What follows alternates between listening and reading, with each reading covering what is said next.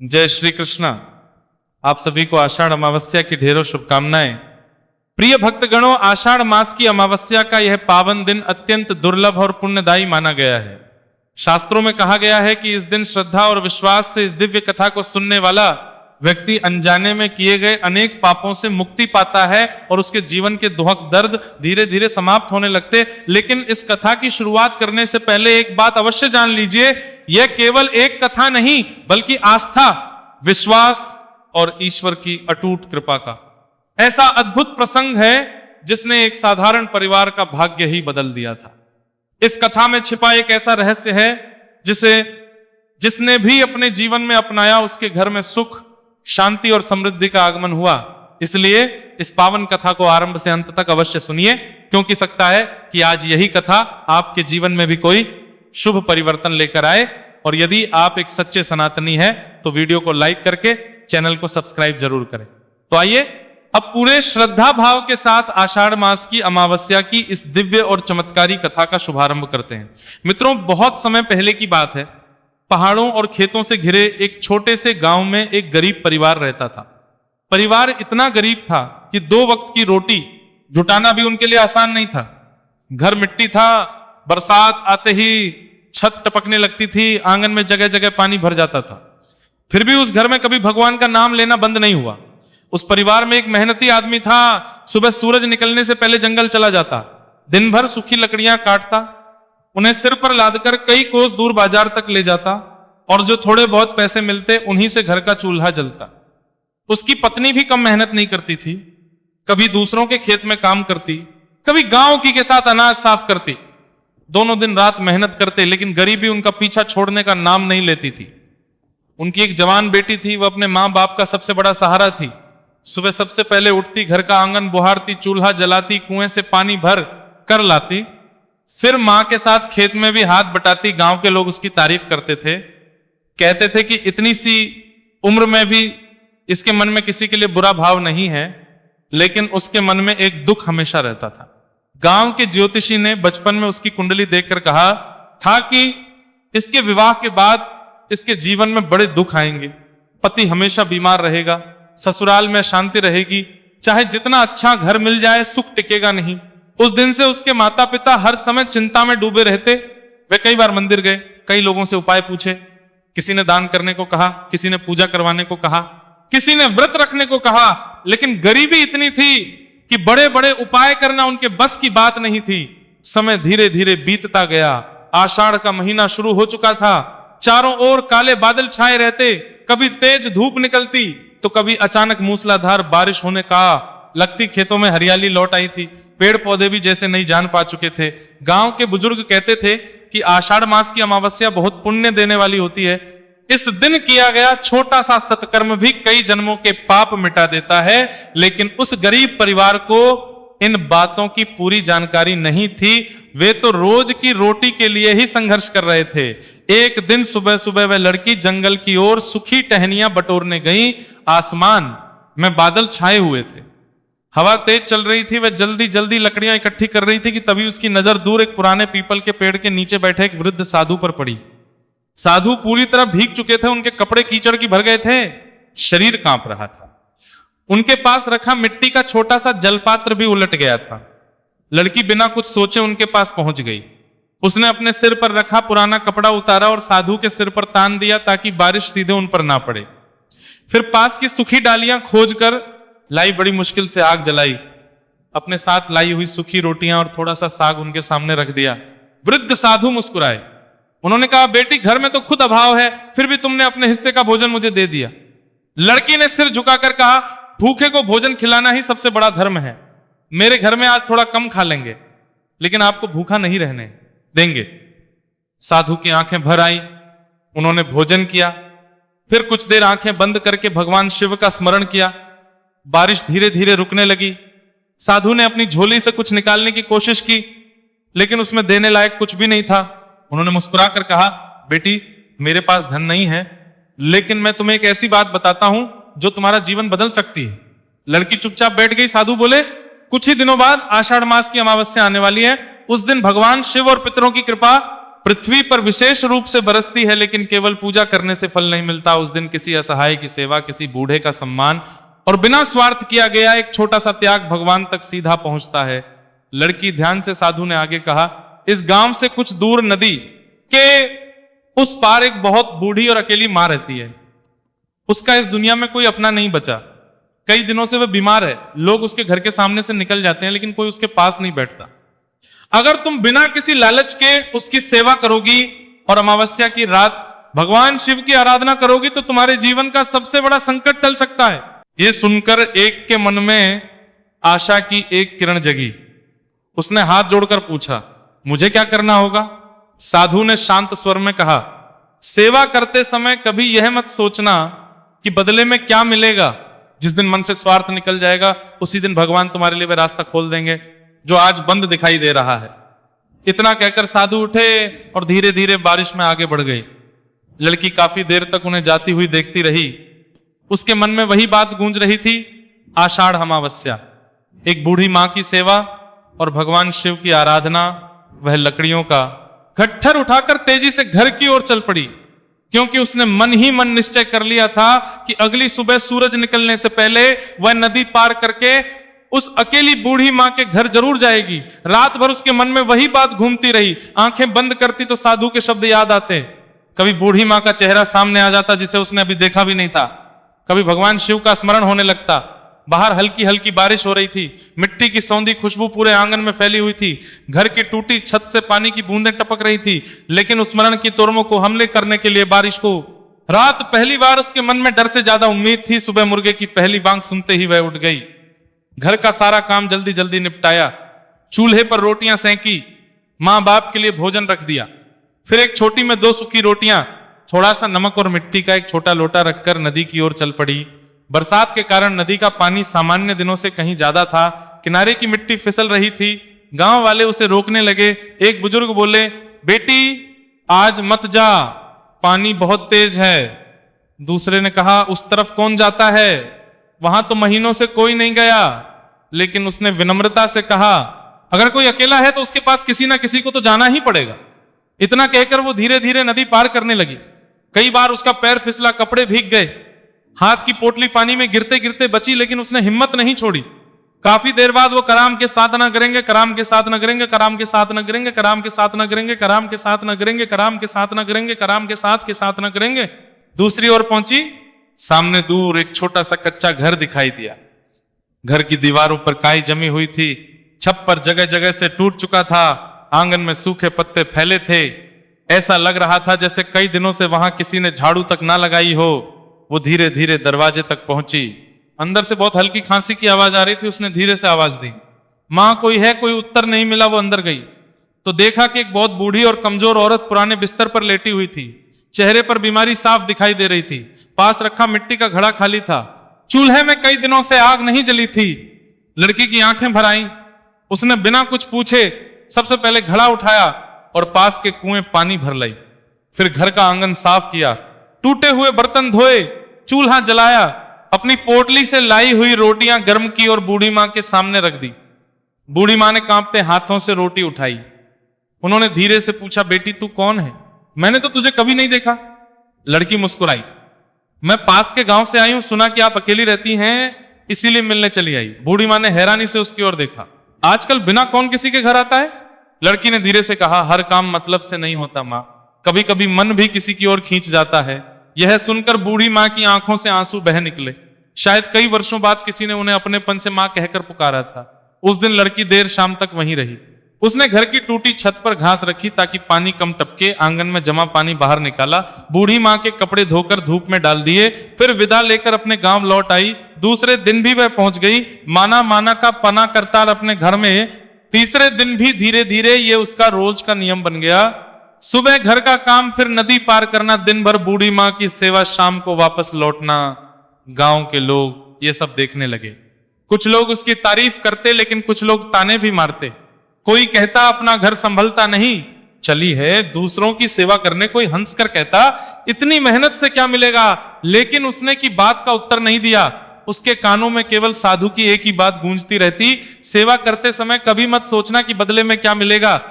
दिन बीतते गए, बूढ़ी मां का स्वास्थ्य थोड़ा सुधरने लगा। अब वो बैठकर बातें भी करने लगी थी। एक दिन उन्होंने अपने जीवन की कथा सुनाई। उन्होंने बताया कि कभी उनका भी बड़ा परिवार था, घर में खुशियां थी, लेकिन समय ने एक एक करके सब छीन लिया। अब इस संसार का कोई अपना नहीं बचा। यह सुनकर लड़की की आंखें नम हो गई। उसने बूढ़ी मां का हाथ पकड़कर कहा, जब तक मैं हूं आपको अकेला नहीं रहने दूंगी। बूढ़ी मां ने उसके सिर पर हाथ फेर दिया। उस स्पर्श में मां का स्नेह था। उस दिन पहली बार लड़की को ऐसा लगा जैसे उसे दूसरी मां मिल गई हो। उधर आषाढ़ मास की अमावस्या अब केवल 2 दिन दूर रह गई थी। सारे गांव में उसकी तैयारी शुरू हो गई थी। कोई पीपल की पूजा बात कर रहा था, कोई शिवालय की सफाई कर रहा था, कोई पितरों के निमित्त दान की तैयारी कर रहा था। लड़की ने भी मन ही मन निश्चय किया कि इस बार वह पूरी श्रद्धा से भगवान शिव की पूजा करेगी। लेकिन उसी शाम अचानक मौसम बदल गया। आसमान में काले बादल घिराए, तेज हवाएं चलने लगी, बिजली लगातार चमक रही थी। गांव के बुजुर्ग कहने लगे, लगता है इस बार बहुत बड़ी बारिश आने वाली है। रात होते होते इस तरह गरजने लगे कि छोटे छोटे बच्चे डरकर अपनी मां से लिपट गए। तेज हवा के साथ मूसलाधार बारिश शुरू हो गई। नदी का पानी तेजी से बढ़ने लगा। लड़की का मन बेचैन हो उठा। बार बार उसे नदी के उस पार रहने वाली बूढ़ी मां की चिंता सताने लगी। वह सोचने लगी, अगर उनके घर में पानी भर गया होगा तो उनका क्या होगा? वहां तो उनका सहारा बनने वाला कोई भी नहीं है। यही चिंता उसके मन में तूफान की तरह उठ रही थी और उसने निश्चय कर लिया कि चाहे जितनी भी भयंकर बारिश क्यों ना हो, सुबह होने का किए बिना वह आज रात ही बूढ़ी मां के पास जाएगी। घर वालों ने उसे रोकने की बहुत कोशिश की। मां बोली, बेटी बाहर मत निकल, नदी उफान पर है। ऐसे मौसम में कोई घर से बाहर नहीं जाता। पिता ने भी समझाया, सुबह होते ही चले जाना, अभी अंधेरा है, रास्ता भी दिखाई नहीं देगा। लेकिन उसने शांत स्वर में कहा, अगर इस समय उन्हें मेरी जरूरत होगी और मैं डर कर बैठी रह गई तो सारी उम्र माफ नहीं कर पाऊंगी। इतना कहकर उसने एक पुराना बांस उठा लिया, सिर पर मोटा कपड़ा बांधा और भगवान शिव का नाम लेकर घर से निकल पड़ी। बारिश इतनी तेज थी कि कुछ कदम आगे भी साफ दिखाई नहीं दे रहा था। हवा के तेज झोंकों से पेड़ झुक रहे थे। बिजली की चमक पूरे जंगल को पल भर के लिए उजाला कर देती, फिर चारों ओर घना अंधेरा छा जाता। वह धीरे धीरे नदी के किनारे पहुंची। नदी पहले से कई गुना अधिक उफान पर थी। पानी किनारों से निकल चुका था। लकड़ियां और झाड़ियां पानी के साथ बह रही थी। उसने हाथ जोड़कर भगवान शिव का स्मरण किया, हे भोलेनाथ, अगर मेरी सेवा सच्ची है तो आज मेरा साथ देना। वह बांस का सहारा लेकर सावधानी से नदी पार करने लगी। कई बार तेज बहाव ने उसे गिराने की कोशिश की। एक बार तो उसका पैर फिसल गया। वह पानी में बैठ गई, लेकिन उसने हिम्मत नहीं छोड़ी। धीरे धीरे संभलते हुए वह दूसरी ओर पहुंच गई। जब वह मां के घर के पास पहुंची तो उसके होश उड़ गए। बरसात का पानी आंगन में भर चुका था। घर की एक दीवार झुक गई थी। छप्पर से लगातार पानी टपक रहा था। वह दौड़कर अंदर गई। बूढ़ी मां को तेज बुखार था, वह उठ भी नहीं पा रही थी। कमरे में घुटनों तक पानी भरने लगा था। लड़की ने एक पल भी देर नहीं की। उसने बूढ़ी मां को सहारा देकर उठाया, उन्हें अपने कंधे पर बैठाया और धीरे धीरे घर से बाहर निकली। बारिश लगातार हो रही थी, चारों ओर कीचड़ ही कीचड़ था। फिर भी उसने कदम पीछे नहीं हटाए। कुछ दूर एक ऊंचा टीला था। वह किसी तरह वहां पहुंची। एक बड़ा पीपल का पेड़ था जिसकी घनी शाखाएं बारिश से थोड़ा बचाव कर रही थी। उसने बूढ़ी मां को वहां बैठाया, लेकिन बारिश इतनी तेज थी कि पेड़ के नीचे भी वे पूरी तरह भीग रही थी। तब उसने अपने हाथ में रखा पुराना कपड़ा और बांस मिलाकर एक छोटा सा सहारा बनाया। फिर खुद पूरी बूढ़ी मां के सिर के ऊपर खड़ी रही ताकि बारिश सीधे उन पर ना पड़े। ठंडी हवा चल रही थी। उसके अपने कपड़े पूरी तरह भीग चुके थे। शरीर कांप रहा था, लेकिन उसने अपनी जगह नहीं छोड़ी। पूरी रात वह भगवान शिव का नाम जपती रही। AUM नमः शिवाय, AUM नमः शिवाय। बूढ़ी मां कभी उसकी ओर देखती, कभी आसमान की, और उनकी आंखों से आंसू बहते रहे। सुबह होने लगी। बारिश धीरे धीरे कम हुई। आसमान में हल्की फैली। बूढ़ी मां ने कांपते हाथों से उसका चेहरा छुआ। वे बोली, बेटी, अपने भी इतना साथ नहीं निभाते जितना तूने निभाया है। तूने तो मेरी जान बचा ली। लड़की ने मुस्कुराकर कहा, मैंने कुछ नहीं किया मां, जो करना चाहिए था वही किया। बूढ़ी मां ने उसे गले लगा लिया। उनकी आंखों से लगातार आंसू बह रहे थे। कुछ देर बाद दोनों वापस घर की ओर गई। घर के अंदर बहुत नुकसान हो चुका था। मिट्टी का चूल्हा गया था, अनाज भीग चुका था, बर्तन पानी में इधर उधर पड़े थे।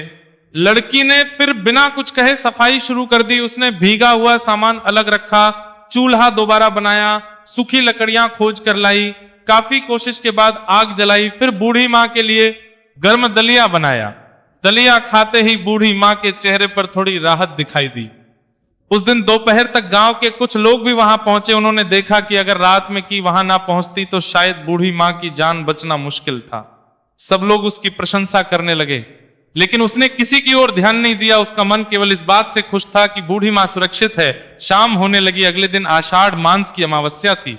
बूढ़ी माँ ने धीरे धीरे उठकर अपने पुराने संदूक की ओर कदम बढ़ाए। संदूक बहुत पुराना था, उस पर जंगी था लगा हुआ ताला था। उन्होंने कांपते हाथों से ताला खोला। अंदर पुराने के कुछ सूखे फूल और एक छोटी सी कपड़े की पोटली रखी थी। उन्होंने वो पोटली निकाली, उसे अपने माथे से लगाया, फिर लड़की के सामने रख दी। लड़की ने हैरानी से पूछा, माँ इसमें क्या है? बूढ़ी माँ मुस्कुराई। ये मेरे जीवन की सबसे बड़ी निशानी है, वर्षों से इसे संभाल कर रखा है। मैंने सोचा था कि इसे किसी अपने को दूंगी, लेकिन अब इस संसार में अपना कोई बचा ही नहीं था। उन्होंने धीरे धीरे खोली। उसके अंदर एक पुराना चांदी का कंगन रखा था। कंगन साधारण था, लेकिन उसे देखते ही ऐसा लग रहा था जैसे उसमें वर्षों की तपस्या और आशीर्वाद समाये हो। बूढ़ी माँ ने वह कंगन उठाया। उनकी आंखें बंद हो गई। उन्होंने भगवान शिव का स्मरण किया। फिर वह कंगन लड़की की कलाई में पहनाने के लिए अपना हाथ आगे बढ़ाने लगी। जैसे ही बूढ़ी माँ ने कांपते हाथों से वह पुराना चांदी का कंगन उसकी कलाई में पहनाया, उसी क्षण एक अजीब घटना घटी। बूढ़ी माँ का चेहरा पीला पड़ गया। उनके शरीर में तेज कंपन होने लगा। वह अपने सीने पर हाथ रखकर वहीं बैठ गई। उनके माथे पर पसीना छलक आया। सांसें तेजी से चलने लगी। लड़की घबरा गई। वह तुरंत उनके पास बैठ गई। माँ क्या हुआ? आपकी तबीयत अचानक कैसे बिगड़ गई? लेकिन बूढ़ी माँ कुछ बोल नहीं पा रही थी। उनकी आंखें बंद होने लगी। लड़की ने जल्दी से मिट्टी के लोटे में पानी भरकर उनके होठों से लगाया, पर उन्होंने पानी भी पिया। कुछ ही पल बाद वे बेहोश होकर जमीन पर गिर पड़ी। लड़की के हाथ पांव कांपने लगे। वह रोते हुए उन्हें उठाने लगी। माँ आंखें खोलो, मुझसे बात करो। लेकिन कोई उत्तर नहीं मिला। उसने गांव की ओर दौड़कर मदद बुलाने का सोचा, लेकिन तभी उसे साधु की कही हुई बात याद आई। आषाढ़ मास की अमावस्या के दिन सच्ची सेवा और भगवान शिव की आराधना कभी व्यर्थ नहीं जाती। उसने बाहर आकर की ओर देखा। आज अमावस्या का दिन था। सूरज बादलों के पीछे छिपा हुआ था। चारों ओर एक अजीब सी शांति थी। हवा भी धीरे धीरे बह रही थी। उसका मन बार बार भगवान शिव का स्मरण कर रहा था। उसी समय उसकी नजर बूढ़ी माँ के घर के पीछे फैले छोटे से जंगल पर पड़ी। जंगल के बीचों बीच एक बहुत पुराना आम का पेड़ खड़ा था। गांव के लोग कहते थे कि वह पेड़ बहुत वर्षों पुराना है। उसके नीचे बैठकर साधु तप कर चुके हैं। लड़की ने बिना देर किए निर्णय लिया। उसने मन ही मन कहा, हे भोलेनाथ, मुझे कुछ नहीं आता, मैं बड़े बड़े मंत्र भी नहीं जानती, लेकिन अगर मेरी सेवा में सच्चाई है तो मुझे रास्ता जरूर दिखाइए। इतना कहकर वह जंगल की ओर दौड़ पड़ी। बारिश के कारण मिट्टी बहुत नरम हो चुकी थी। उसने दोनों हाथों से वही गीली मिट्टी उठानी शुरू कर दी। फिर आम के पेड़ से गिरे हुए हरे पत्ते इकट्ठा किए। धीरे धीरे मिट्टी से छोटे छोटे शिवलिंग बनाने शुरू किए। 1, 2, 10, 20, 50। वह बिना रुके मिट्टी गूंजती रही। उसके हाथ पूरी तरह कीचड़ से भर गए थे। कपड़े भी मिट्टी में सन चुके थे, लेकिन उसके मन में केवल एक ही प्रार्थना थी। कुछ देर बाद उसने पूरे 108 छोटे छोटे शिवलिंग बना दिए। उसने उन्हें आम के पेड़ के चारों और एक एक करके सजा दिया। फिर हर शिवलिंग के ऊपर आम का एक एक पत्ता रखा। उसकी आंखों से आंसू लगातार बह रहे थे। उसने दोनों हाथ जोड़ लिए। हे भोलेनाथ, मेरे पास धन नहीं है, मेरे पास सोना चांदी नहीं है, मैं बड़े यज्ञ नहीं कर सकती। मैं केवल आपकी शरण में आई हूं। जिस मां ने मुझे अपना माना उसके प्राण बचा लीजिए। अगर मेरी सेवा में सच्चाई है तो मेरी पुकार सुन लीजिए। इतना कहकर उसने ओम नमः शिवाय का जाप शुरू कर दिया। हर बार एक शिवलिंग पर जल चढ़ाती, हर बार एक आम का पत्ता अर्पित करती। हर बार भगवान से वो फिर उसने आम के उस पुराने पेड़ की परिक्रमा शुरू की। 1, 2, 10, 25 बारिश फिर से शुरू हो चुकी थी, लेकिन वह रुकी नहीं। उसके पैर कीचड़ में धंस रहे थे। कई बार वह फिसली, घुटनों में चोट भी लग गई, लेकिन उसने परिक्रमा नहीं छोड़ी।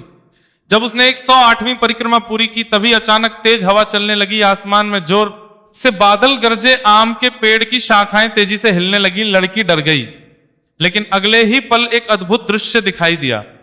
पेड़ के तने के बीच से हल्की सुनहरी रोशनी निकलने लगी। वह रोशनी धीरे धीरे और तेज होती गई। पूरा पेड़ जैसे चमकने लगा। चारों ओर पर फैली बारिश की बूंदें उस प्रकाश में मोतियों जैसी दिखाई देने लगी। लड़की आश्चर्य से खड़ी रह गई। उसने ऐसा दृश्य पहले कभी नहीं देखा था। तभी ऊपर से धीरे धीरे एक ताजा बेलपत्र टूटकर नीचे गिरा। लेकिन वह जमीन पर नहीं गिरा, हवा के साथ हुआ सीधा लड़की की हथेली में आकर ठहर गया।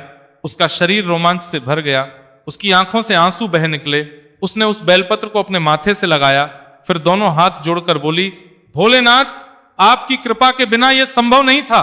उसी समय उसके कानों में जैसे भीतर से एक शांत आवाज गूंजी, सच्ची सेवा कभी खाली नहीं जाती। जो दूसरों के दुख में अपना सुख भूल जाता है, उसके जीवन का अंधेरा स्वयं मिट जाता है। लड़की एक पल भी देर नहीं की, उसने बेलपत्र को बहुत संभाल कर अपनी हथेली में रखा और पूरी ताकत से बूढ़ी मां के घर की ओर दौड़ पड़ी। उसके मन में केवल एक ही विश्वास था कि यह साधारण बेलपत्र नहीं बल्कि भगवान शिव का आशीर्वाद है। उसके मन में केवल एक ही विश्वास था कि जैसे ही यह बेलपत्र बूढ़ी मां के हाथों तक पहुंचेगा, कोई ना कोई चमत्कार अवश्य होगा। वह बिना रुके दौड़ती चली जाएगी। रही थी बारिश भी हल्की हल्की हो रही थी, जंगल की पगडंडी कीचड़ से भर चुकी थी, कई जगह पानी जमा था, लेकिन उसके कदम नहीं रुके। उसकी मुट्ठी में रखा बेलपत्र भीग ना जाए, इसलिए उसने उसे अपने आंचल में छिपा लिया। कुछ ही देर बाद वह बूढ़ी मां के घर पहुंच गई। अंदर वहीं सन्नाटा था। बूढ़ी मां अभी भी वैसे ही अचेत पड़ी थी, उनकी सांसें बहुत धीमी चल रही थी।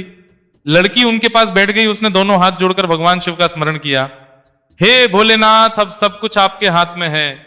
इतना कहकर उसने बहुत श्रद्धा से वो आ जाती है, बेलपत्र बूढ़ी मां के माथे से लगाया, फिर उसे उनके हाथों में रख दिया। जैसे ही बेलपत्र उनके हाथों को स्पर्श हुआ, अचानक उनके शरीर में हल्की सी हरकत हुई। लड़की की सांस थम गई। कुछ पल बाद बूढ़ी मां की उंगलियां हिलने लगी, फिर उनकी आंखें धीरे धीरे खुल गई। उन्होंने सबसे पहले भगवान शिव की दिशा में हाथ जोड़ दिए, फिर सामने लड़की की ओर देखा। उनकी आंखों में पहले जैसी कमजोरी नहीं थी, चेहरे पर अजीब सी शांति दिखाई दे रही थी। उन्होंने धीरे से कहा, बेटी, तेरी भक्ति ने मुझे लौटा दूंगी। लड़की की आंखों से खुशी के आंसू बह निकले। वह उनके चरणों में बैठ गई। मां, मुझे लगा था मैं आपको खो दूंगी। बूढ़ी मां ने उसके सिर पर हाथ रखा। जिसके मन में छल नहीं होता, उसकी पुकार भगवान तक जरूर पहुंचती है। आज मैंने आंखों से देख लिया। इतने में बाहर से कुछ गांव वाले भी वहां पहुंच गए। उन्होंने बूढ़ी मां को बैठा देखा तो सब आश्चर्य में पड़ गए, क्योंकि सुबह जब वे उन्हें देखकर गए थे तब किसी को उम्मीद नहीं थी कि वे दोबारा उठ पाएंगी। एक बुजुर्ग बोले, ये तो भगवान शिव की कृपा है। दूसरे ने कहा, आज सचमुच अमावस्या का पुण्य दिखाई दे रहा है। सब लोग भगवान का नाम लेने लगे। बूढ़ी मां ने किसी की बात का उत्तर नहीं दिया। वे केवल उस लड़की को देखती रही। कुछ देर बाद अपने संदूक से एक पुरानी कपड़े की थैली निकाली। उसमें कुछ सूखे हुए बेलपत्र, एक रुद्राक्ष और थोड़ी सी पवित्र मिट्टी रखी हुई थी। उन्होंने वह थैली लड़की को देते हुए कहा, इसे हमेशा संभाल कर रखना। इसमें कोई धन नहीं है, लेकिन मेरे जीवन भर की श्रद्धा है। लड़की ने दोनों हाथ जोड़ लिए। मां, मुझे कुछ नहीं चाहिए, आपका आशीर्वाद ही मेरे लिए सबसे बड़ा धन है। बूढ़ी मां मुस्कुराई। यही बात सबसे अलग बनाती है। उसी समय उनकी नजर लड़की की कलाई पर पड़े चांदी के कंगन पर गई। वे कुछ पल तक उसे देखती रही, फिर बोली, तुझे पता है ये कंगन साधारण नहीं है? लड़की ने आश्चर्य से पूछा, कैसे? बूढ़ी मां ने गहरी सांस ली। बहुत वर्षों पहले मेरे पति हर आषाढ़ अमावस्या पर भगवान शिव का व्रत रखते थे। उसी समय यह कंगन बनवाया गया था। उन्होंने कहा था कि जिस हाथ में यह कंगन सच्ची सेवा के बाद पहुंचेगा, वहां भगवान की कृपा अवश्य ठहरेगी। लड़की चुपचाप सुनती रही। बूढ़ी मां आगे बोली, मैंने इसे कभी किसी को नहीं दिया, क्योंकि मुझे कोई ऐसा मिला ही नहीं जिस पर पूरा विश्वास कर सकूं। लेकिन आज मुझे लगता है कि इसका असली अधिकारी मिल गया। यह सुनकर लड़की की आंखें भर आईं। उसने कंगन को माथे से लगा लिया। दिन धीरे धीरे ढलने लगा। अमावस्या की संध्या होने वाली थी। गांव में जगह जगह दीपक जलने लगे थे। लोग अपने अपने घरों में पितरों का स्मरण कर रहे थे। बूढ़ी मां ने से कहा, आज की रात अभी पूरी नहीं हुई है। इस रात का एक और नियम है जिसे बहुत कम लोग जानते हैं। लड़की ध्यान से सुनने लगी। बूढ़ी मां बोली, आज सूर्यास्त के बाद पीपल और आम के पेड़ के नीचे एक दीपक जलाकर भगवान शिव का स्मरण करना, फिर चुपचाप किसी भूखे को भोजन देना बिना अपना नाम बताए, उस दान का फल सबसे बड़ा माना जाता है। लड़की ने तुरंत हामी भर दी। संध्या होते ही उसने मिट्टी का एक छोटा सा दीपक बनाया। उसमें सरसों तेल डाला, रुई की बाती रखी, फिर आम के उसी पुराने पेड़ और पास खड़े पीपल के नीचे जाकर दीपक जला दिया। चारों ओर घना अंधेरा था, लेकिन दीपक की छोटी सी लौ बहुत सुंदर दिखाई दे रही थी। उसने दोनों हाथ जोड़कर भगवान शिव का स्मरण किया। फिर कुछ दूर उसे एक बहुत बूढ़ा भिखारी दिखाई दिया। वह कई दिनों से भूखा लग रहा था। लड़की ने बिना कुछ बोले अपने घर से लाई हुई दोनों रोटियां और थोड़ा सा साग उसके रख दिया। भिखारी ने उसकी ओर देखा, उसकी आंखों में कृतज्ञता थी। उसने केवल इतना कहा, बेटी भगवान तेरे घर का अंधेरा मिटा दे। लड़की मुस्कुराई और बिना अपना परिचय दिए वहां से लौट आई। उसे यह नहीं मालूम था कि दूर खड़े वही वृद्ध साधु ये सब अपनी आंखों से देख रहे थे। वे मन ही मन मुस्कुरा रहे थे। उन्होंने आसमान की ओर देखा और धीरे से कहा, अब समय आ गया है कि इसकी परीक्षा पूरी हो। जो सेवा इसने की उसका फल अब केवल इसे ही नहीं, इसके पूरे परिवार को मिलने वाला है। इतना कहकर साधु वहां से धीरे धीरे जंगल की ओर चले गए। लड़की भी बूढ़ी मां को प्रणाम करके अपने घर लौट आई। घर पहुंचते ही उसने देखा कि उसके माता पिता दरवाजे पर बैठे उसी का इंतजार कर रहे थे। मां ने उसे देखते ही गले लगा लिया, बेटी तू ठीक तो है? सारी रात और पूरा दिन तो बाहर रही, हमारा तो डर के मारे बुरा हाल हो गया था। उसने मुस्कुरा, मैं बिल्कुल ठीक हूं, भगवान शिव की कृपा से सब अच्छा हो गया। फिर उसने पूरी घटना अपने माता पिता को बताई। दोनों बड़े ध्यान से सुनते रहे।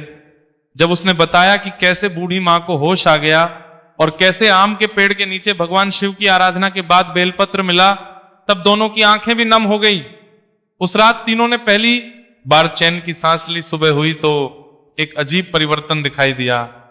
कई दिनों से जो लगातार हो रही थी वो अचानक थम गई। आसमान बिल्कुल साफ था। हल्की धूप पूरे गांव में फैल गई थी। गांव के लोग भी इसे शुभ संकेत मान रहे थे। उसी दिन जंगल में लकड़ियां काटने गए उसके पिता को एक बड़ी बात का पता चला। बरसात में एक बहुत पुराना सूखा पेड़ गिर गया था। उसकी लकड़ी इतनी मजबूत थी कि उसे बेचने पर कई दिनों का खर्च निकल सकता था। उन्होंने मेहनत करके उसकी लकड़ियां काटी और बाजार ले गए। उस दिन उन्हें पहले से कई गुना अधिक पैसे मिले। वे खुश होकर घर लौटे। घर में वर्षों बाद इतना अन्न आया कि मिट्टी के सभी मटके भर गए। मां की आंखों में खुशी के आंसू आ गए। वे बोली, लगता है भगवान ने हमारी सुन ली। लेकिन लड़की ने तुरंत कहा, यह सब भगवान शिव की कृपा और उस बूढ़ी मां के आशीर्वाद का फल है। दिन बीतते गए। अब वो रोज की तरह बूढ़ी मां के पास जाती रही, लेकिन एक बात बदल गई थी। अब बूढ़ी मां जैसी कमजोर नहीं थी। वह धीरे धीरे अपने सारे काम खुद करने लगी थी। एक दिन उन्होंने लड़की को अपने पास बैठाया, फिर घर की दीवार के एक कोने की ओर इशारा करते हुए बोली, उधर जो पुरानी मिट्टी दिखाई दे रही है उसे जरा हटाना। लड़की ने वैसा ही किया। मिट्टी हटाते ही वहां एक छोटा सा मिट्टी का घड़ा दिखाई दिया। उसने घड़ा बाहर निकाला। घड़ा बहुत पुराना था। उसका ढक्कन खोलते ही उसमें कुछ पुराने चांदी के सिक्के, तांबे के 2 बर्तन और एक छोटी सी शिवलिंग की प्रतिमा दिखाई दी। लड़की ने तुरंत बूढ़ी मां के सामने रख दिया। वो बोली, मां यह आपका है। बूढ़ी मां मुस्कुराई, मुझे मालूम था कि तू ऐसा ही कहेगी। उन्होंने शिवलिंग की प्रतिमा अपने हाथ में उठाई। फिर बोले, ये सब मैंने कभी अपने लिए नहीं रखा था। मैं चाहती थी कि ये किसी ऐसे इंसान को मिले जो धन से पहले धर्म को चुने। लड़की ने हाथ जोड़ लिए, मुझे कुछ नहीं चाहिए।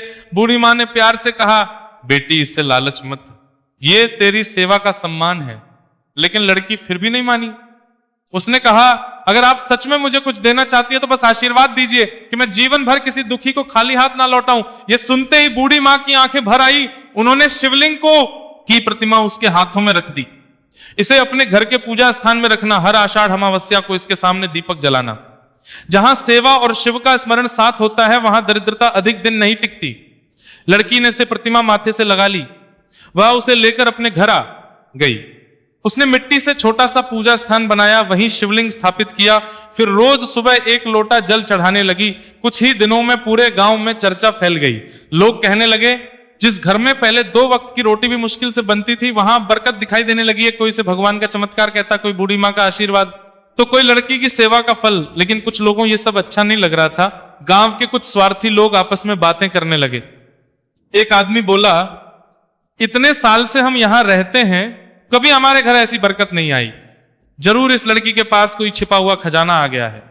दूसरा बोला, हमें पता लगाना होगा। तीसरा बोला, आज रात चुपचाप उसके घर चलते हैं, अगर सच में कुछ मिला है तो हमें भी मालूम हो जाएगा। उधर लड़की इन बातों से बिल्कुल अनजान थी। वह तो उसी शिवलिंग के सामने दीपक जलाकर भगवान शिव का स्मरण कर रही थी।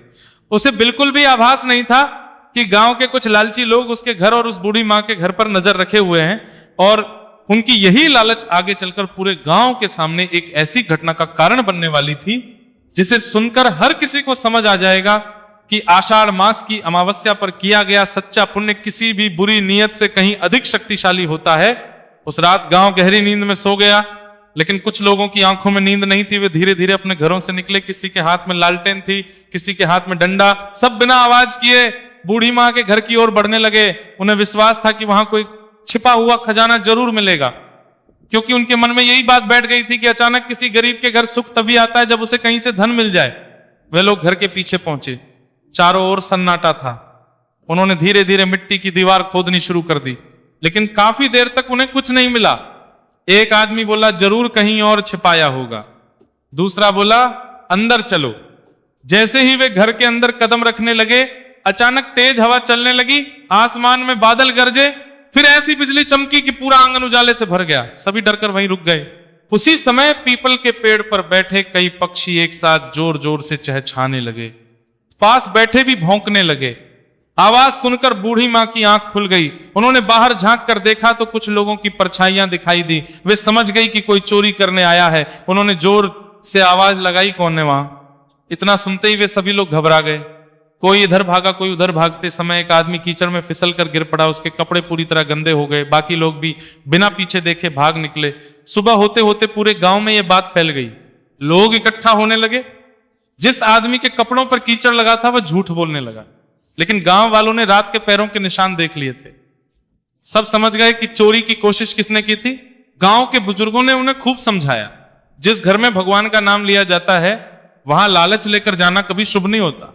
सब लोग शर्मिंदा होकर सिर झुकाकर खड़े रहे। लड़की को जब यह बात पता चली तो उसने किसी से शिकायत नहीं की। उसने केवल इतना, अगर किसी से गलती हो जाए और वह उसे मान ले तो उसे माफ कर देना चाहिए। यह सुनकर गांव के बुजुर्ग भी उसकी प्रशंसा करने लगे।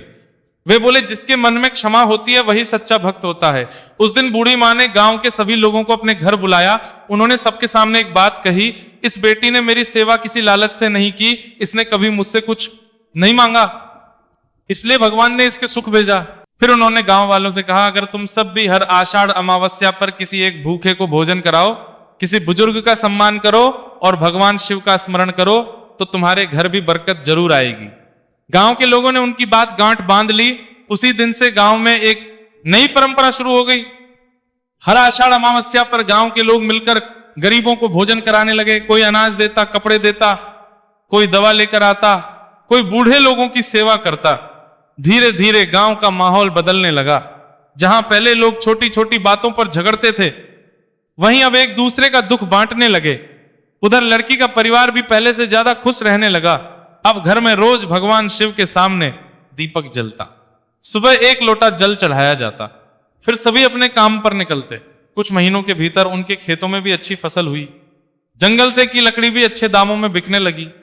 गरीबी धीरे धीरे कम होने लगी। एक दिन गांव में दूर के रिश्तेदार आए। उन्होंने लड़की को देखा, उसका व्यवहार, उसकी सेवा और उसकी सादगी देखकर वे बहुत प्रभावित हुए।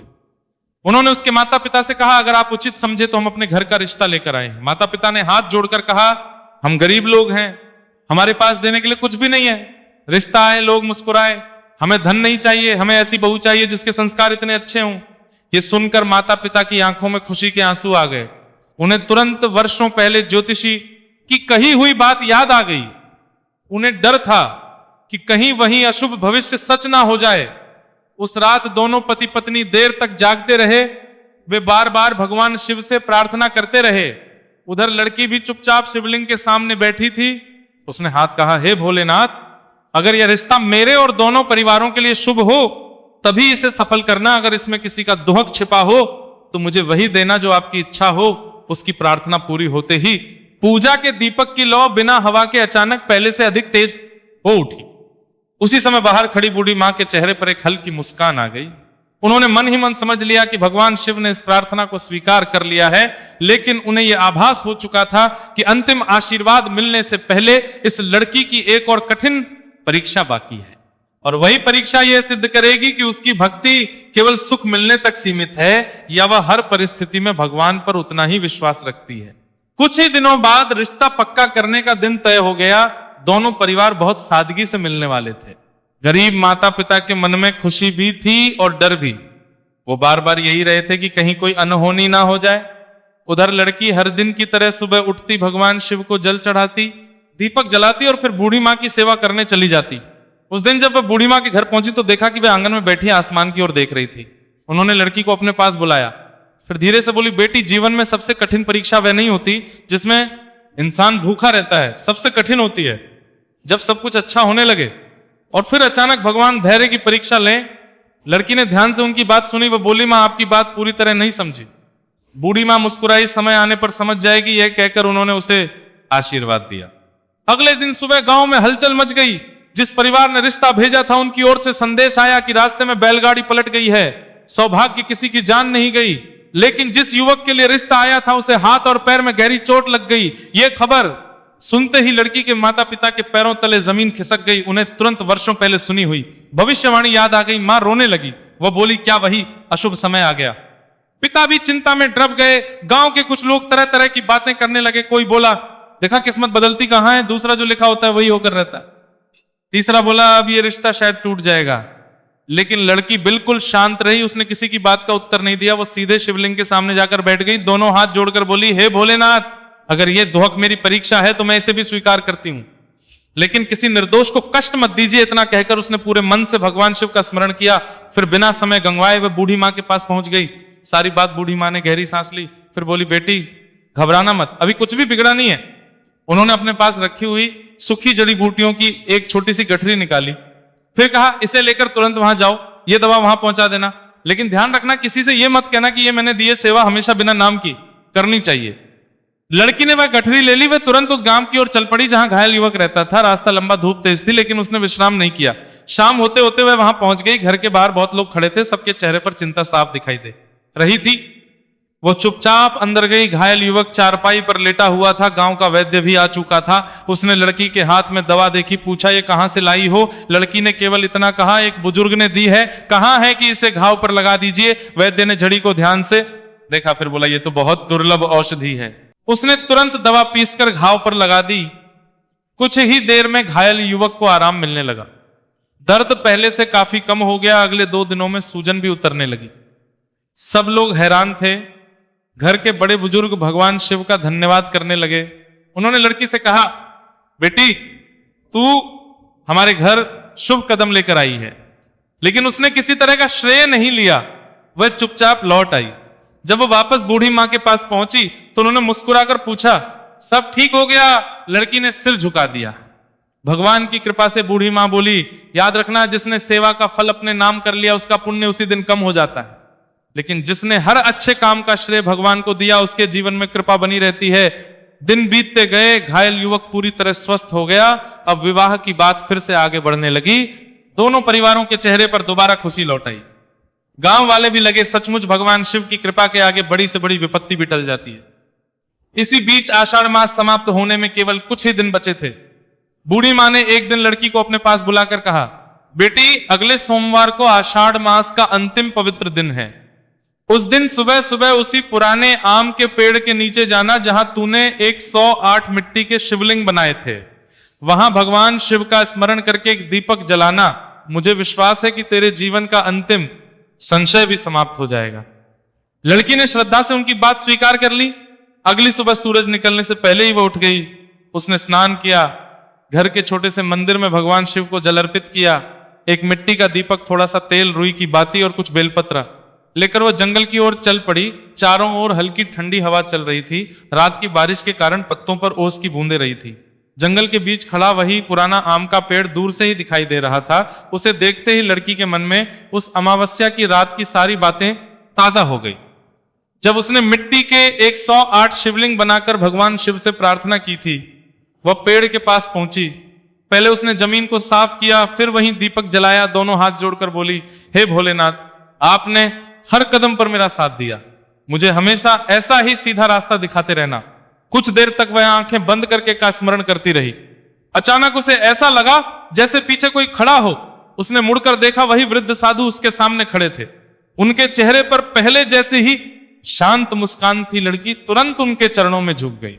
महाराज, आपकी बात सच हो गई, आपकी कृपा से मेरा जीवन बदल गया। साधु ने उसे उठाया और बोले, बेटी मेरी नहीं तेरी सेवा की जीत हुई है। फिर वे उसे आम के पेड़ के तने के पास ले गए। उन्होंने जमीन की इशारा किया, जरा यहां की मिट्टी हटाओ। लड़की ने अपने हाथों से धीरे धीरे मिट्टी हटानी शुरू की। कुछ ही देर बाद वहां पत्थर की एक छोटी सी चौकी दिखाई। दी। उस चौकी पर बहुत पुराना शिवलिंग स्थापित था। वर्षों की मिट्टी और पत्तों के नीचे वह पूरी तरह दब चुका था। लड़की यह देखकर हैरान रह गई। उसने श्रद्धा से शिवलिंग साफ किया। साधु बोले, बहुत समय पहले यहाँ एक छोटा सा शिवस्थान था। लोग आषाढ़ पर यहाँ पूजा करने आते थे, लेकिन समय के साथ सब भूल गए। उन्होंने आगे कहा, जिस रात तूने यहाँ 108 मिट्टी के शिवलिंग बनाए थे, उसी दिन इस स्थान की पवित्रता फिर से जाग उठी। लड़की की आंखें भर आई। उसने वहीं बैठकर भगवान शिव का स्मरण किया।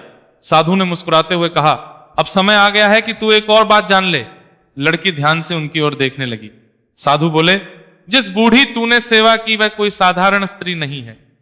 उन्होंने अपने पूरे जीवन में हर आषाढ़ अमावस्या पर भूखों को भोजन कराया, प्यासों को पानी पिलाया और भगवान शिव की पूजा की। उसी पुण्य ने उन्हें आज तक संभाल कर रखा। लड़की बड़े ध्यान से सब सुन रही थी। साधु ने आगे कहा, भगवान ने तेरी परीक्षा इसलिए ली क्योंकि केवल पूजा करने वाला भक्त बहुत मिल जाता है, लेकिन बिना स्वार्थ सेवा करने वाला बहुत दुर्लभ होता है। इतना कहकर साधु ने उसे आशीर्वाद दिया। फिर धीरे धीरे जंगल की पगडंडी की ओर बढ़मी। पगडंडी की ओर बढ़मी आ रहा है तो मन्नी परारी पड़ा पदे की सामे मन्नी की पात की गए। लड़की कुछ पल वहीं खड़ी रही। जब उसने दोबारा उनकी ओर देखा तो वे कहीं दिखाई नहीं दिए। उसे समझ नहीं आया कि वे इतनी जल्दी कहां चले गए। उसने मन ही मन उन्हें प्रणाम किया। फिर शिवलिंग पर जल चढ़ाकर घर लौट आई। घर पहुंचते ही उसने सबसे पहले यह बात बूढ़ी मां को बताई। बूढ़ी मां मुस्कुराई। उनकी आंखों में चमक आ गई। वे बोली, जिस साधु ने तुझे रास्ता दिखाया था वे वर्षों से इस जंगल में तप करते रहे। बहुत कम लोगों को उनके दर्शन होते हैं। फिर उन्होंने गहरी सांस लेकर कहा, अब मेरी एक अंतिम इच्छा है। लड़की घबरा गई। मां, ऐसी बातें मत कीजिए। बूढ़ी मां ने उसका हाथ अपने हाथ में लिया। डर मत, हर इंसान को एक दिन जाना होता है, लेकिन जाने से पहले मैं चाहती हूं कि तू इस गांव से एक वचन ले। कैसा वचन? हर आषाढ़ अमावस्या पर कोई भी गरीब, भूखा या अकेला इंसान बिना भोजन के ना रहे। गांव का हर घर एक रोटी अलग बनाए, सब मिलकर जरूरतमंदों को खिलाएं। यही मेरी सबसे बड़ी इच्छा है। लड़की की आंखें नम हो गई। उसने तुरंत कहा, मैं यह वचन निभाऊंगी। उसी शाम गांव की चौपाल में सभी लोगों को बुलाया गया। बूढ़ी मां ने सबके सामने अपनी इच्छा बताई। गांव के बुजुर्ग सबसे पहले आगे आए। उन्होंने कहा, आज से यह आषाढ़ अमावस्या पर सेवा का दिन मनाएगा। एक किसान बोला, मैं हर साल अनाज दूंगा। दूसरा बोला, मैं गरीबों के लिए कपड़े दूंगा। एक महिला बोली, मैं अपने हाथ से भोजन बनाऊंगी। देखते ही देखते पूरा गांव एक साथ खड़ा हो गया। बूढ़ी मां की आंखों से खुशी के आंसू बहने लगे। उन्होंने भगवान शिव को मन ही मन धन्यवाद दिया। उधर विवाह की तैयारी भी धीरे धीरे शुरू होने लगी। घर में वर्षों खुशी का माहौल था, लेकिन उसी रात बूढ़ी मां को फिर से तेज बुखार आ गया। उनकी तबीयत अचानक बिगड़ने लगी। लड़की पूरी रात उनके पास बैठी रही। वह बार बार भगवान शिव से प्रार्थना करती रही। उसे लग रहा था कि शायद अब समय बहुत कम बचा है, लेकिन बूढ़ी मां के चेहरे पर कोई डर नहीं था। वे बार बार केवल एक ही बात कह रही थी, बेटी, भगवान पर भरोसा कभी मत छोड़ना, सेवा का दीपक कभी मत बुझने देना। इतना कहकर उन्होंने लड़की का हाथ मजबूती से पकड़ लिया, मानो वे उसे अपने जीवन का सबसे बड़ा आशीर्वाद सौंप रही हो। और उसी क्षण घर के बाहर मंदिर की घंटी अपने आप बज उठी, जिसे सुनकर वहां मौजूद हर व्यक्ति आश्चर्य से एक दूसरे का चेहरा देखने लगा। कुछ पल के लिए पूरे घर में गहरा सन्नाटा छा गया। किसी की समझ में नहीं आ रहा था कि बिना किसी के मंदिर में गए घंटी कैसे बज उठी। बूढ़ी मां हल्की मुस्कान के साथ आंखें खोली। उन्होंने धीरे से कहा, डरो मत, यह शुभ संकेत है। जब मन से की गई सेवा भगवान तक पहुंचती है, तब ऐसे संकेत मिलते हैं। लड़की की आंखों से आंसू बह रहे थे। वह उनका हाथ पकड़कर बैठी रही। रात भर उसने उनकी सेवा की। कभी माथे पर ठंडे पानी की पट्टी रखती, कभी दवा पिलाती, कभी भगवान शिव का स्मरण करती। सुबह होते होते उनका बुखार थोड़ा उतर गया। गांव वालों ने राहत सांस ली। उसी दिन गांव के बुजुर्गों ने तय किया कि अब विवाह की तिथि निश्चित कर दी जाए। दोनों परिवार मिले, सादा भोजन बना, बिना किसी दिखावे के शुभ दिन तय हो गया। गरीब माता पिता की आंखों में वर्षों बाद सच्ची खुशी दिखाई दे रही थी। उन्हें अब विश्वास हो चुका था कि भगवान शिव ने उनके जीवन की सबसे बड़ी चिंता दूर कर दी है। लेकिन बूढ़ी मां ने लड़की को फिर अपने पास बुलाया। वे बोली, बेटी, विवाह से पहले एक काम और करना। लड़की ने पूछा, क्या करना है मां? उन्होंने कहा, जिस आम के पेड़ के नीचे तूने पहली बार मिट्टी के शिवलिंग बनाए थे, वहां फिर से जाना। इस बार 11 छोटे शिवलिंग बनाना, दीपक जलाना। फिर यह संकल्प लेना कि जीवन भर किसी भूखे को अपने दरवाजे से खाली नहीं लौटाएगी। लड़की ने तुरंत सिर झुका दिया, मैं ऐसा ही करूंगी। अगली सुबह वो फिर जंगल पहुंची। वहीं पुराना का पेड़, वहीं शांत वातावरण, पक्षियों की मधुर आवाज। उसने फिर नरम मिट्टी उठाई, अपने हाथों से 11 छोटे छोटे शिवलिंग बनाए। हर शिवलिंग पर बेलपत्र चढ़ाया, दीपक जलाया। फिर दोनों हाथ जोड़कर बोली, हे भोलेनाथ, आज मैं कोई धन नहीं मांगती, केवल इतना आशीर्वाद दीजिए कि मेरे मन में सेवा का भाव कभी कम ना हो। जैसे ही उसने प्रार्थना पूरी की, हल्की हवा चली, आम के पेड़ से एक पका हुआ आम टूटकर उसके सामने गिरा। वह मुस्कुराई, उसे लगा जैसे भगवान ने उसकी प्रार्थना स्वीकार कर ली हो। उसने वह आम उठाया और बूढ़ी मां के पास ले आई। बूढ़ी मां ने उसे प्रसाद मानकर दोनों में बांट दिया। वे बोली, जिस घर में बांटकर खाने की आदत होती है वहां कभी अभाव नहीं टिकता। धीरे धीरे विवाह का दिन भी आ गया। पूरा गांव खुशी से भर उठा। हर घर से लोग आशीर्वाद देने आए। किसी ने अनाज दिया, किसी ने बर्तन, किसी ने कपड़े। गांव के गरीब लोग खाली हाथ नहीं आए। जिसके पास जो था वहीं लेकर आया, क्योंकि सब जानते थे कि यह लड़की पूरे गांव की बेटी है। विवाह बहुत सादगी से संपन्न हुआ। ना ढोल नगाड़ों का शोर, ना किसी तरह का दिखावा, सिर्फ भगवान का स्मरण और गांव वालों का स्नेह। विदाई का समय आया तो माता पिता रो पड़े। बूढ़ी मां भी धीरे धीरे वहां तक आई। उन्होंने लड़की के सिर पर हाथ तक रखा, फिर वहीं पुराना चांदी का कंगन देखकर बोली, इस कभी उसे अपने हाथ से अलग मत करना, यह तुझे हमेशा तेरी सेवा की याद दिलाएगा। लड़की ने उनके चरण छुए। मां, मैं आपको छोड़कर कैसे जाऊंगी? बूढ़ी मां मुस्कुराई। बेटी, शरीर साथ छोड़ता है, आशीर्वाद नहीं। जब भी किसी दुखी की मदद करेगी समझना मैं तेरे साथ हूं। विदाई हो गई। नया घर भी साधारण था, लेकिन वहां के लोग बहुत अच्छे थे। सभी ने उसे अपनी बेटी की तरह अपनाया। कुछ दिन बाद वही युवक जिसके बारे में लोगों कहा था कि वह हमेशा बीमार रहेगा, पूरी तरह स्वस्थ रहने लगा। उसकी मेहनत से घर की खेती भी अच्छी चलने लगी।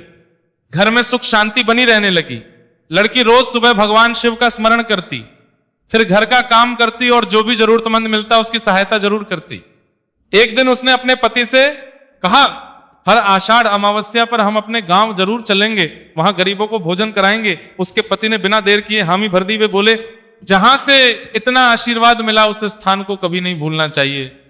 यह सुनकर लड़की बहुत प्रसन्न हुई। उधर गांव में भी बूढ़ी मां का स्वास्थ्य अब पहले जैसा नहीं रहा था। वे अक्सर घर के बाहर बैठकर उसी रास्ते की ओर देखा करती थी जिस रास्ते से लड़की सेवा करने आया करती थी, लेकिन उनके चेहरे पर अब कोई चिंता नहीं थी, क्योंकि उन्हें विश्वास था कि जिस सेवा की लौ उन्होंने एक बेटी के मन में जलाई है वह अब बुझने वाली नहीं। इसी बीच आषाढ़ मास की अगली अमावस्या भी नजदीक आने लगी।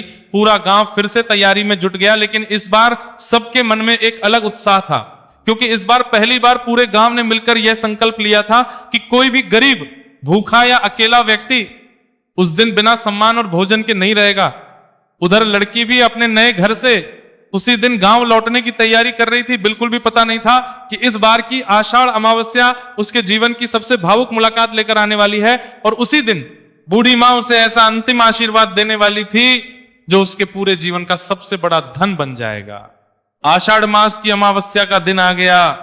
सुबह सूरज निकलने से पहले ही गांव के हर घर में चहल पहल शुरू हो गई। कहीं चूल्हे जल रहे थे, कहीं रोटियां बन रही थीं, कहीं खिचड़ी पक रही थी। गांव के लोग संकल्प के अनुसार गरीबों और जरूरतमंदों के लिए भोजन तैयार कर रहे थे। उधर लड़की भी अपने पति के साथ मायके पहुंच गई। गांव की सीमा पर पहुंचते ही उसके माता पिता उसे देखकर खुशी से भर उठे। मां ने उसे गले से लगा लिया। पिता की आंखें नम हो गई। कुछ देर बाद वो सीधे बूढ़ी मां के घर पहुंची। घर के बाहर पहुंचते ही उसने देखा कि बूढ़ी मां दरवाजे पर बैठी उसका इंतजार कर रही थी। जैसे ही लड़की उनके पास पहुंची, बूढ़ी मां मुस्कुराई। मुझे पूरा विश्वास था कि तू आज जरूर आएगी। लड़की उनके चरणों में झुक गई। मां, आपका आशीर्वाद मुझे यहां खींच लाया। बूढ़ी मां ने उसके सिर पर हाथ फेरते हुए कहा, आज मेरा मन बहुत हल्का है, क्योंकि जो काम भगवान ने मुझसे करवाना था वो पूरा हो चुका है। लड़की उनकी बात सुनकर चुप हो गई। उसे बार बार ऐसा लग रहा था कि बूढ़ी मां आज कुछ अलग बात कह रही है। कुछ देर बाद गांव के लोग इकट्ठा हो गए। चौपाल पर बड़े बड़े बर्तन रखे गए। हर घर से लाई गई रोटियां, दाल, खिचड़ी और सब्जी एक साथ रखी गई। सबसे पहले गांव के बुजुर्गों ने भगवान शिव का स्मरण किया। फिर गरीबों, यात्रियों और अकेले रहने वाले लोगों को आदर के साथ भोजन कराया गया। कोई किसी से ऊंच नीच की बात नहीं कर रहा था, सब एक साथ बैठे थे। लड़की और उसका पति भी अपने हाथों से लोगों को भोजन परोस रहे थे। बूढ़ी मां यह देखकर भावुक हो गई। उन्होंने कहा, यही तो सच्ची पूजा है। भोजन समाप्त होने के बाद गांव के सभी लोग आम के उसी पुराने पेड़ के पास पहुंचे जहां कभी लड़की ने मिट्टी के 108 शिवलिंग बनाए थे। अब वहां गांव वालों ने मिलकर छोटा सा सुंदर चबूतरा बना दिया था बीच में, वहीं प्राचीन शिवलिंग। स्थापित था, सबने मिलकर वहां दीपक जलाए, बेलपत्र चढ़ाए, जल अर्पित किया। फिर शांत मन से भगवान शिव का स्मरण किया। पूरे वातावरण ऐसी शांति थी कि हर किसी का मन भक्ति से भर गया। पूजा समाप्त होने के बाद बूढ़ी मां धीरे धीरे खड़ी हुई। उन्होंने गांव वालों की ओर देखा, फिर बोली, आज मैं तुम सबसे एक बात कहना चाहती हूं। सभी लोग चुप हो गए। उन्होंने लड़की की ओर इशारा करते हुए कहा, इस बेटी ने मुझे कभी अकेला नहीं छोड़ा। जब मेरे पास कुछ भी नहीं था तब इसने अपना समय, अपनी मेहनत और अपना प्रेम दिया। भगवान ने इसीलिए आशीर्वाद दिया क्योंकि इसने सेवा को कभी बोझ दिया नहीं समझा। फिर उन्होंने गांव के बच्चों से कहा, याद रखना, मंदिर में दीपक जलाना अच्छा है, लेकिन किसी दुखी के जीवन में आशा का दीपक जलाना उससे भी बड़ा पुण्य है। सब लोग उनकी बात ध्यान से सुन रहे थे। इतने में उन्होंने अपनी पुरानी कपड़े की थैली निकाली। उसमें वही रुद्राक्ष, कुछ सूखे बेलपत्र और थोड़ी सी पवित्र मिट्टी रखी थी। उन्होंने वो की के हाथ में दे दी। इसे संभाल कर रखना। जब भी मन दुखी हो इसे देखकर याद करना कि भगवान कभी अपने सच्चे भक्त का साथ नहीं छोड़ते। लड़की की आंखों से आंसू बहने लगे। उसने थैली को माथे से लगा लिया। कुछ देर बाद बूढ़ी मां ने सबको आशीर्वाद दिया। फिर वे बोली, अब मुझे थोड़ा विश्राम करना है। लड़की उन्हें सहारा देकर अंदर ले गई। उन्होंने चारपाई पर लेटते हुए कहा, बेटी, भगवान शिव का नाम सुना दे। लड़की उनके पास बैठ गई। धीरे धीरे भगवान शिव का स्मरण करने लगी। कमरे में गहरी शांति फैल गई। कुछ देर बाद बूढ़ी मां के चेहरे पर अद्भुत तेज दिखाई देने लगा। उनके होठों पर हल्की मुस्कान थी। उन्होंने आखिरी बार लड़की का हाथ पकड़ा और बहुत धीमे स्वर में कहा, सेवा कभी मत छोड़ना। इतना कहते ही उनकी पकड़ ढीली पड़ गई। उनका चेहरा बिल्कुल शांत था। ऐसा लग रहा था वह गहरी नींद में सो गई हो। लड़की फूट फूट कर रोने लगी। पूरा गांव भी भावुक हो उठा। गांव के बुजुर्ग बोले, इन्होंने अपना जीवन सेवा में बिताया और सेवा का संदेश देकर ही गई है। उसी समय अचानक हल्की हवा चली। आम के पेड़ से कई बेलपत्र एक साथ नीचे गिरे। एक बेलपत्र उड़ता हुआ सीधे बूढ़ी मां के चरणों के पास आकर ठहर गया। सभी लोग इसे भगवान शिव का आशीर्वाद मानकर नतमस्तक हो गए। उस दिन पूरे ने मिलकर उनका अंतिम संस्कार बड़े सम्मान के साथ किया। किसी ने रोते हुए कहा, आज हमने गांव की मां को खो दिया। लेकिन लड़की ने आंसू पोंछते हुए मन ही मन एक संकल्प लिया। उसने निश्चय किया कि बूढ़ी मां की दी हुई सिक कभी समाप्त नहीं होने देगी। हर आषाढ़ अमावस्या पर वह अपने परिवार के साथ इसी गांव आएगी, गरीबों को भोजन कराएगी, भगवान शिव की पूजा करेगी और सेवा की वह ज्योति हमेशा जलाए रखेगी। उसे यह नहीं मालूम था कि बूढ़ी मां के जाने के कुछ ही दिनों बाद भगवान शिव इस प्रतिज्ञा का ऐसा फल देने वाले हैं जिसकी कल्पना पूरे गांव में किसी ने भी नहीं की थी। और वही घटना इस कथा का अंतिम और सबसे प्रेरणादायक अध्याय बनेगी। बूढ़ी मां के जाने के बाद कई दिनों तक पूरे गांव में सन्नाटा छाया रहा।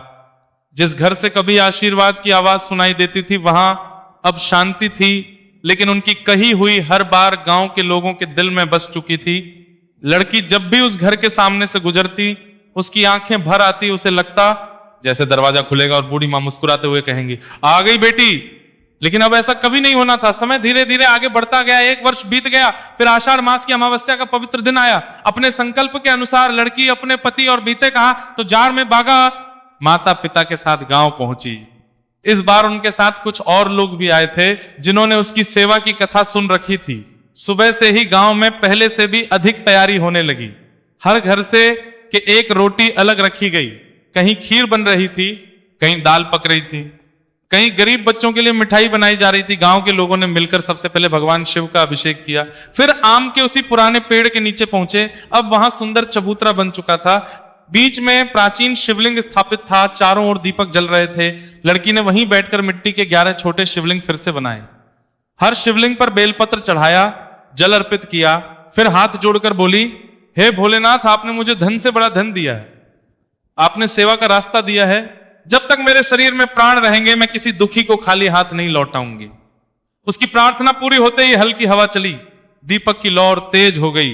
गांव के बुजुर्ग मुस्कुरा उठे। फिर पूरे गांव ने मिलकर गरीबों, यात्रियों, विधवाओं और असहाय लोगों को आदर पूर्वक भोजन कराया। कोई भी भूखा नहीं लौटा। भोजन के बाद गांव की चौपाल में एक सभा हुई। सबकी इच्छा थी कि बूढ़ी मां की याद हमेशा जीवित रहे। तब गांव के सबसे बुजुर्ग व्यक्ति खड़े हुए। उन्होंने कहा, जिस मां ने हमें सेवा का रास्ता दिखाया और जिस बेटी ने उस रास्ते पर चलकर पूरे गांव की सोच बदल दी, उनकी याद में आज से हर आषाढ़ अमावस्या को इस गांव में सेवा उत्सव मनाया जाएगा। सभी लोगों ने एक साथ इस प्रस्ताव को स्वीकार कर लिया। उस दिन से यह नियम बन गया कि हर वर्ष मास की अमावस्या पर पूरा गांव मिलकर भगवान शिव की पूजा करेगा, मिट्टी के शिवलिंग बनाएगा, पीपल और आम के पेड़ की श्रद्धा से परिक्रमा करेगा और गरीबों को भोजन कराएगा। धीरे धीरे इस गांव की चर्चा आसपास के क्षेत्रों में भी होने लगी। लोग कहते अगर सच्चे मन से आषाढ़ अमावस्या का व्रत शिव पूजन और सेवा की जाए तो भगवान देर जरूर करते हैं, लेकिन भक्त को निराश कभी नहीं करते। उद लड़की का जीवन भी सुख शांति से बीतने लगा। जिस अशुभ भविष्य की बात कभी लोगों ने कही थी, उसका कहीं नामो निशान नहीं रहा। उसका पति स्वस्थ रहा, परिवार में प्रेम बना रहा, घर में बरकत बढ़ती गई, लेकिन उसने कभी अपने सुख का घमंड नहीं किया। हर वर्ष वह उसी गांव में आती, बूढ़ी मां के घर दीपक जलाती, आम के पेड़ के नीचे बैठकर भगवान शिव का स्मरण करती, फिर गरीबों को अपने हाथों से भोजन परोसती।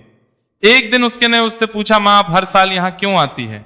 उसने मुस्कुराकर कहा, बेटा जिस इंसान की वजह से हमें भगवान का रास्ता मिला उसे कभी नहीं भूलना चाहिए। सेवा का ऋण धन से नहीं, सेवा से ही चुकाया जाता है। बच्चों ने उसी दिन अपनी मां से वचन लिया कि वे भी जीवन भर किसी भूखे को खाली हाथ नहीं लौटाएंगे। ये सुनकर लड़की की आंखों में खुशी के आंसू आ गए। उसे लगा जैसे बूढ़ी मां का दिया हुआ संस्कार अब अगली पीढ़ी तक पहुंच गया।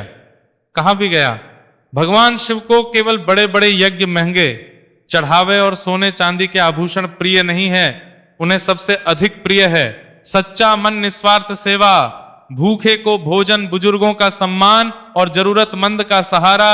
आषाढ़ मास की अमावस्या का यही वास्तविक संदेश है कि इस दिन यदि श्रद्धा से भगवान शिव का पूजन किया जाए, मिट्टी के शिवलिंग बनाकर जल और बेलपत्र अर्पित किए जाए, पीपल या आम के वृक्ष की परिक्रमा की जाए, पितरों का स्मरण जाए और किसी गरीब या असहाय व्यक्ति को भोजन कराया जाए तो जीवन में सुख, शांति और बरकत का मार्ग खुलता है।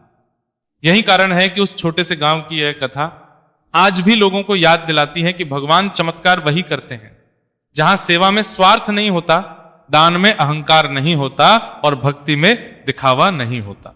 यही थी आषाढ़ मास की अमावस्या की यह पावन कथा। इससे हमें यही शिक्षा मिलती है कि व्यक्ति इस दिन भगवान शिव की श्रद्धा पूर्वक पूजा करता है, निस्वार्थ भाव से सेवा करता है, भूखे को भोजन कराता है और बुजुर्गों का सम्मान करता है, उसके जीवन के अनेक कष्ट धीरे धीरे दूर होने लगते हैं। भगवान शिव और पितरों की कृपा उस परिवार पर बनी रहती है, घर में सुख शांति आती है और जीवन मंगलमय बनता है। इसी संदेश के साथ यह पावन कथा यहीं संपूर्ण होती है।